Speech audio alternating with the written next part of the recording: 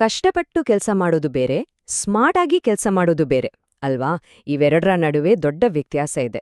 ಈ ಸಲದ ನಮ್ಮ ಚರ್ಚೆಯಲ್ಲಿ ಸುಮ್ನೆ ಬ್ಯುಸಿಯಾಗಿ ಇರೋದು ಹೇಗೆ ಬಿಟ್ಟು ನಿಜವಾಗ್ಲೂ ಪ್ರೊಡಕ್ಟಿವ್ ಆಗೋದು ಹೇಗೆ ಅಂತ ನೋಡೋಣ. ಅಂದ್ರೆ ನಮ್ಮ ದಕ್ಷತೆಯನ್ನ ಅಳೆದು ಅದನ್ನ ಇನ್ನಷ್ಟು ಚೆನ್ನಾಗಿ ಮಾಡೋದು ಹೇಗೆ ಅನ್ನೋದ್ರ ಬಗ್ಗೆ ಕೆಲವು ಪ್ರಮುಖ ಅಂಶಗಳನ್ನ ತಿಳ್ಕೊಳ್ಳೋಣ.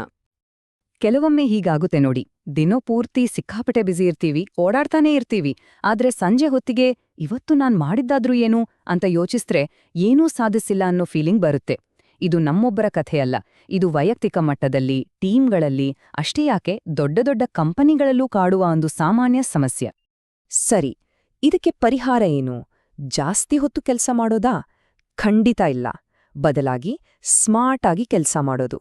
ಅಂದ್ರೆ ಯಾವುದು ನಿಜವಾಗ್ಲೂ ಮುಖ್ಯವೋ ಅದನ್ನ ಅಳೆದು ನಮ್ಮ ಶ್ರಮವನ್ನ ಸರಿಯಾದ ದಾರಿಯಲ್ಲಿ ಹಾಕೋದು.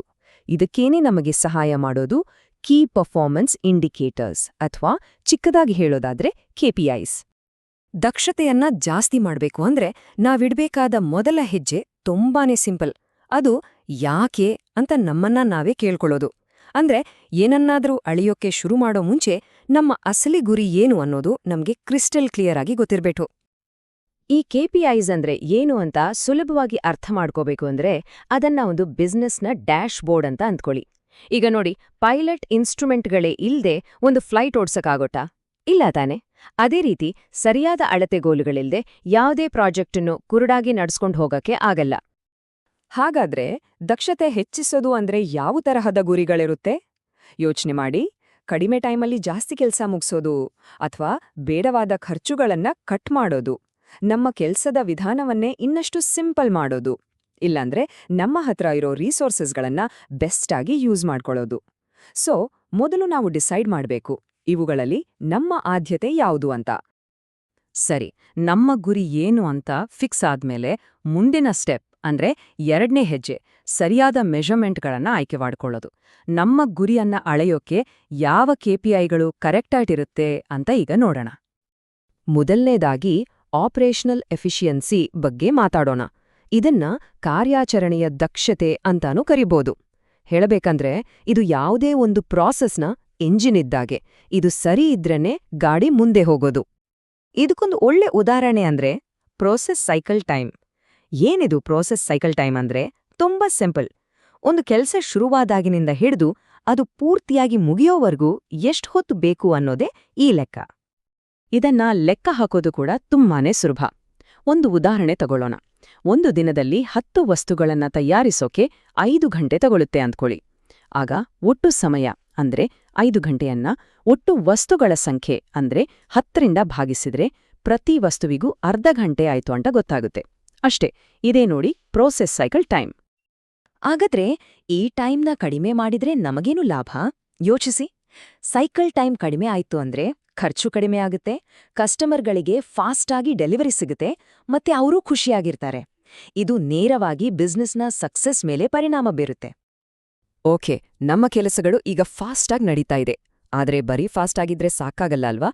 ಅದ್ರಿಂದ ನಮ್ಗೆ ದುಡ್ಡಿನ ಲೆಕ್ಕದಲ್ಲಿ ಲಾಭ ಆಗ್ತಿದ್ಯಾ ಅಂತಾನೂ ನೋಡ್ಬೇಕಲ್ಲ. ಇಲ್ಲಿದಾನೆ ಫೈನಾನ್ಷಿಯಲ್ ಎಫಿಷಿಯನ್ಸಿ ಅಂದ್ರೆ ಆರ್ಥಿಕ ದಕ್ಷತೆ ಅನ್ನೋದು ಚಿತ್ರಕ್ಕೆ ಬರುತ್ತೆ. ಇದರಲ್ಲಿ ಕಾಸ್ಟ್ ಪರ್ ಯೂನಿಟ್ ಅನ್ನೋದು ಒಂದು ಬಹಳ ಮುಖ್ಯವಾದ KPI.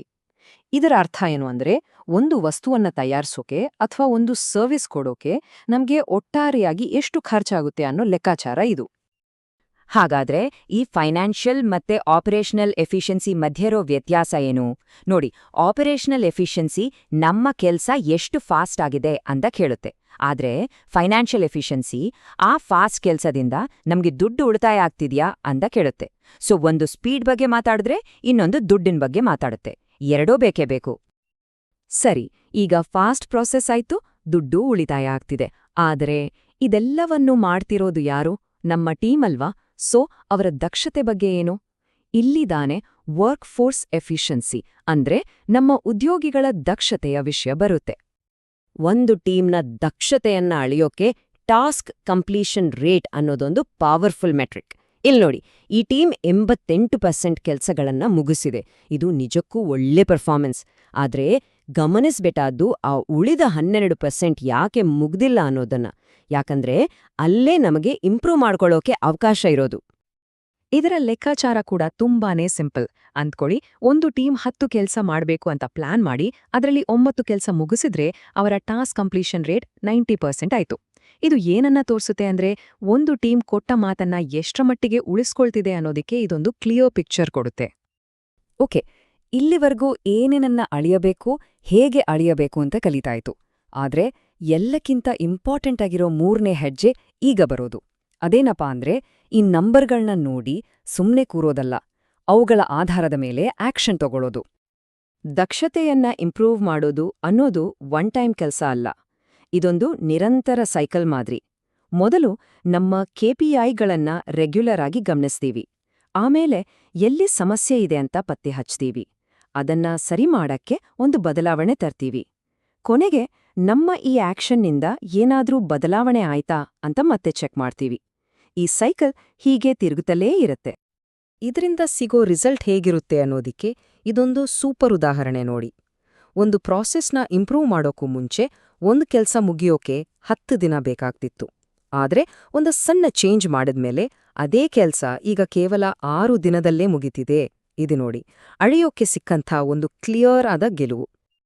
ನೋಡಿ, ಒಂದು ಸಕ್ಸಸ್ಫುಲ್ ಆಕ್ಷನ್ ಪ್ಲಾನ್ನಿಂದ ನಾವು ಸುಮಾರು 40% ದಕ್ಷತೆಯನ್ನ ಜಾಸ್ತಿ ಮಾಡ್ಕೋಬಹುದು ಅಂತ ಅಂದಾಜಿದೆ. ಇದು ಸಣ್ಣಪುಟ್ಟ ಬದಲಾವಣೆ ಅಲ್ಲ, ಬದಲಿಗೆ ಒಂದು ದೊಡ್ಡ ಇಂಪ್ಯಾಕ್ಟ್. ಹಾಗಾದ್ರೆ ಈ ಎಲ್ಲಾ ಚರ್ಚೆಯಿಂದ ನಾವು ಕಲಿಬೇಕಾದ ಕೊನೆಯ ಪಾಠವಾದ್ರೂ ಏನು? ಹಾಗೆ ನಾವು ಯಾವುದಂಗ ಇಂಪ್ರೂವ್ ಮಾಡೋಕೆ ಈಗ ಹೊರಡ್ಬೇಕು? ಕೊನೆಯದಾಗಿ ನಾವು ನಮ್ಮನ್ನೇ ಕೇಳ್ಕೋಬೇಕಾದ ಒಂದು ಮುಖ್ಯವಾದ ಪ್ರಶ್ನೆ ಇದೆ. ಅದೇನಂದ್ರೆ, ನಮ್ಮ ಕೆಲಸದ ನಿಜವಾದ ಪರ್ಫಾರ್ಮೆನ್ಸ್ ಅನ್ನ ಯಾವ KPIಗಳು ಸರಿಯಾಗಿ ತೋರಿಸ್ತವೆ, ಹಾಗೆ ಇಂಪ್ರೂವ್ ಮಾಡ್ಕೊಳ್ಳೋಕೆ ಎಲ್ಲಿ ಅವಕಾಶ ಇದೆ ಅಂತ ಯಾವುದು ಕ್ಲಿಯರ್ ಆಗಿ ಹೇಳುತ್ತೆ. ಈ ಪ್ರಶ್ನೆಗೆ ಉತ್ತರ ಸಿಕ್ಬಿಟ್ರೆ ದಕ್ಷತೆಯ ದಾರಿ ತಾನಾಗೇ ಸುಲಭ ಆಗುತ್ತೆ. ಒಂದು ವಿಷಯ ನೆನ್ಪಲ್ಲಿಡಿ, ಸರಿಯಾದ KPIಗಳು ಅಂದ್ರೆ ಅವು ಕೇವಲ ಪಾಸ್ಟ್ ಬಗ್ಗೆ ಹೇಳೋ ಒಂದು ರಿಪೋರ್ಟ್ ಕಾರ್ಡ್ ಅಲ್ಲ, ಬದಲಿಗೆ ಅವು ದಕ್ಷತೆಯಿಂದ ತುಂಬಿದ ಭವಿಷ್ಯವನ್ನ ಕಟ್ಟೋಕೆ ದಾರಿ ತೋರಿಸೋ ಒಂದು ರೋಡ್ ಮ್ಯಾಪ್. ಇದು ಬರೀ ನಂಬರ್ಗಳ ಆಟ ಅಷ್ಟೇ ಅಲ್ಲ, ಇದು ಸ್ಮಾರ್ಟ್ ಆಗಿ ಕೆಲ್ಸ ಮಾಡೋ ವಿಧಾನವನ್ನ ರೂಪಿಸೋ ಒಂದು ಕಲೆ.